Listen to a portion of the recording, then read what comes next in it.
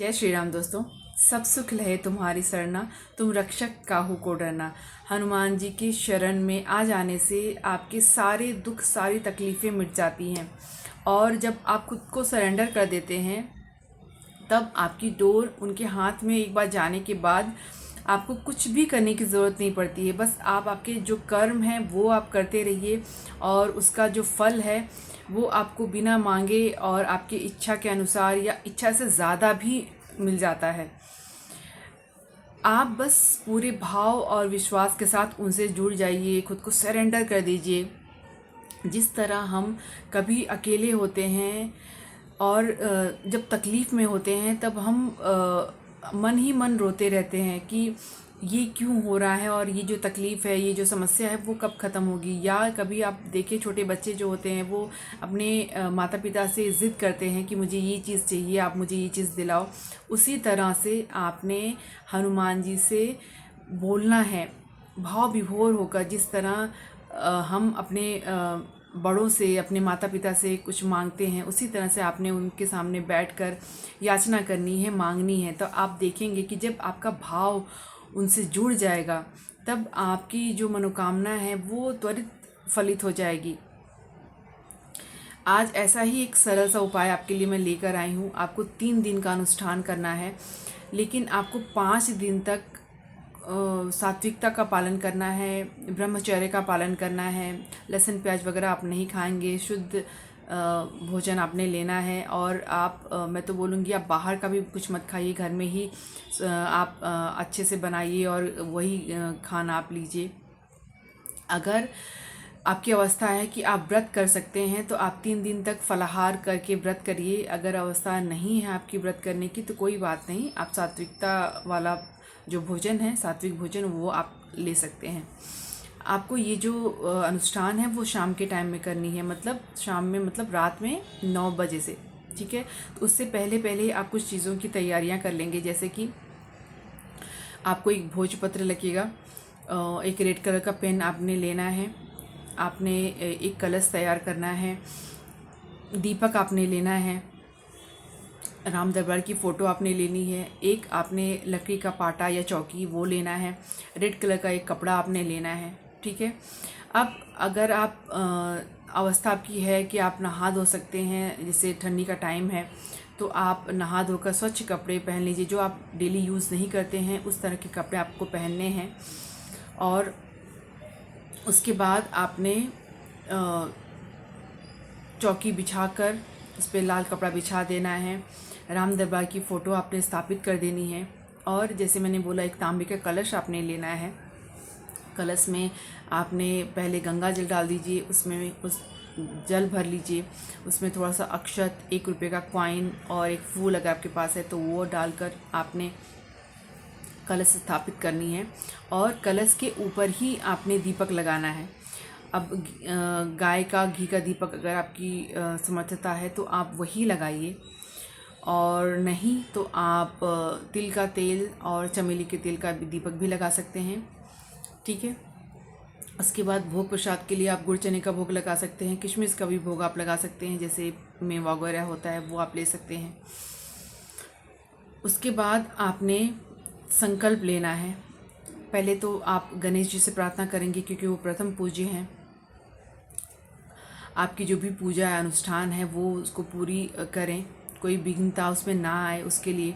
उसके बाद आपने थोड़ा सा हाथ में जल लेकर हनुमान जी से प्रार्थना करनी है, संकल्प लेना है। आपका नाम, आपका गोत्र, जन्म स्थान, आप किस जगह से भी संकल्प ले रहे हैं, दिन, तारीख, कौन सी मनोकामना आपकी है, कोई एक मनोकामना होनी चाहिए।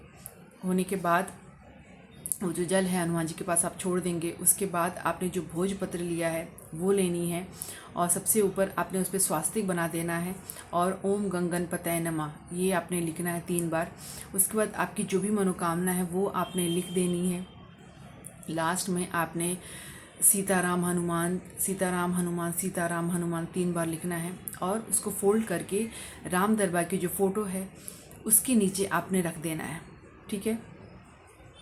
उसके बाद सबसे पहले आप एक बार श्री राम स्तुति का पाठ करेंगे, या 108 बार श्री राम नाम का आप जाप कर लीजिए। जाप आपने जैसे मैंने बताया सीताराम हनुमान, इसको ही आपने 108 बार करना है। ठीक है। उसके बाद आपने 3 बार हनुमान चालीसा का पाठ करना है। मंगलवार को 3 बार आपने हनुमान चालीसा का पाठ करना है। उसके बाद आपने हनुमान जी की आरती करनी है। आरती करने के बाद लास्ट में वापस से आपने क्षमा याचना करनी है हनुमान जी से। कोई पूजा में कुछ कमी रह गई हो, कुछ भी हो गया हो, उसके लिए आप क्षमा याचना करेंगे। उसके बाद आपने आपकी जो मनोकामना आपने लिख के रखी थी वही आपने वापस से उनके सामने दोहरानी है। जैसे मैंने बोला कि उनको बोलिए, जैसे माता पिता से आप मांगते हैं कुछ, उनसे मांगिए आप कि आप मेरी ये मनोकामना पूरी करिए। उसके बाद ये हो जाने के बाद थोड़ा सा जल लेकर आपका जो आसन जिस पे आप बैठे थे उसके नीचे आप डालकर उठाकर उसको अपने आँखों पर लगा लेंगे। आप जो भोग प्रसाद आपने रखा है वो सब में वितरण करके खुद भी आप ले लेंगे। अगर आपका व्रत है तो कुछ मीठा आपने बनाकर खा लेना है। अगर व्रत नहीं है तो सात्विक आपने जो भोजन बनाया है वो आपने खाना है। आज का दिन हो गया। आपने जो कलश रखा है, जो आपने सब कुछ रखा है, उसको हिलाना नहीं है। अब बुधवार के दिन वापस से 9 बजे ही बैठना है। और जैसे मैंने बोला पहले से तैयारी आपने करनी है, तो 9 बजे से पहले आपने तैयारी कर लेनी है। 9 बजे एग्जैक्ट आपको संकल्प लेना है पहले दिन, मंगलवार के दिन। अब दूसरे दिन बुधवार के दिन आपने जैसे 9 बजे आप बैठे थे उसी टाइम पे आपको बैठ जाना है। आज के दिन आपको संकल्प नहीं लेना है। आपने जो कलश पे दीपक रखा था वापस से उसको आप जला लीजिए। और वापस से आपने श्री राम स्तुति अगर की है तो श्री राम स्तुति आप एक बार करिए, नहीं तो जैसे मैंने बोला सीताराम हनुमान 108 बार आप जाप करिए। उसके बाद आज आपने 7 बार हनुमान चालीसा का पाठ करना है। लास्ट में आपने हनुमान जी की आरती करनी है। वापस से आपने आपकी जो मनोकामना है वो हनुमान जी को बोलनी है, क्षमा याचना करना है। आपके आसन के नीचे पानी डालकर वापस से आंखों पर लगा लेनी है। ठीक है। आज का भी ये जो आपका अनुष्ठान था वो पूरा हुआ। भोग प्रसाद आपने लेकर घर वालों को बांटकर खुद भी ले लेना है। अब गुरुवार के दिन आपने वापस से रात को 9 बजे बैठ जाना है। जो दीपक आपने लगाया था वो वापस जला लेंगे। आपने श्री राम स्तुति अगर की है तो वो एक बार, उसके बाद 108 बार आपने सीताराम हनुमान का जाप करना है। वापस से आज आपने गुरुवार के दिन 11 बार हनुमान चालीसा का पाठ करना है। लास्ट में आपने हनुमान जी की एक बार आरती कर लेनी है। आपने क्षमा याचना करना है। आपकी जो मनोकामना थी वापस से उनके सामने बोलनी है, प्रार्थना करनी है और आसन के नीचे जल डालकर वापस से आपने लगा देना है। ठीक है। मतलब आपका ये जो 3 दिन का जो अनुष्ठान था वो आज गुरुवार के दिन पूरा हुआ। लेकिन आपके जो कलश वगैरह रखा था वो उसको हाथ नहीं लगाना है। ठीक है। मंगलवार के दिन 3 बार हनुमान चालीसा, बुधवार के दिन 7 बार हनुमान चालीसा, गुरुवार के दिन 11 बार हनुमान चालीसा। अब शुक्रवार के दिन आपको कुछ नहीं करना है। शुक्रवार के दिन वो जो आपने रखा था उस तरह से ही रहने देंगे। अब शनिवार के दिन अगर आप सुबह मंदिर जाते हैं तो सुबह में, अगर शाम में जाते हैं तो शाम में आपने जो भोजपत्र लिया था वो लेकर और एक दिया लेकर, थोड़ा सा भोग प्रसाद लेकर आपने किसी भी हनुमान जी के मंदिर में चले जाना है। जो भोजपत्र था वो आपने हनुमान जी के दाहिने पैर के पास रख देना है। जो दिया आप ले गए उसको जला लेंगे और वहीं पर बैठकर आपने श्री राम स्तुति एक बार कर लीजिए। उसके बाद अगर आपने जो माला जाप किया था 108 बार वो अगर आपने किया था वो आप कर लीजिए। और हनुमान चालीसा आप गिनती मत करिए, अगर 1 बार 3 बार जितना आप कर सकते हैं, जितना आपके पास टाइम हो उतना आप कर लीजिए। और वापस से आपकी जो मनोकामना है वो हनुमान जी के सामने बोलिए, प्रार्थना करिए उनसे कि मेरी ये मनोकामना के लिए मैंने अनुष्ठान किया था उसको पूरा करिए। आप इतनी गारंटी के साथ मैं आपको बोल सकती हूँ कि ये जो अनुष्ठान है 3 दिन का करने से बहुत बड़ी मनोकामना लोगों की पूरी हुई है और आपकी भी ज़रूर से होगी।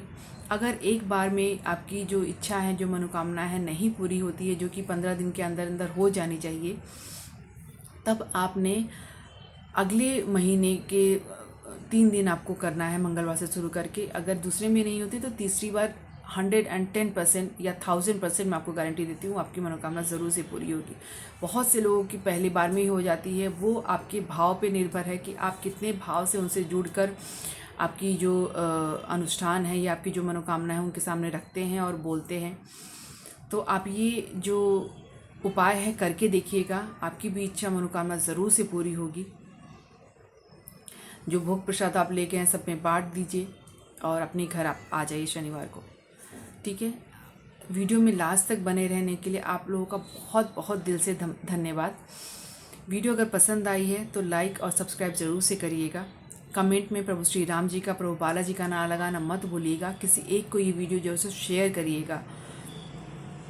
मिलते हैं हमारे नेक्स्ट वीडियो में, तब तक के लिए जय श्री राम, जय प्रभु बालाजी।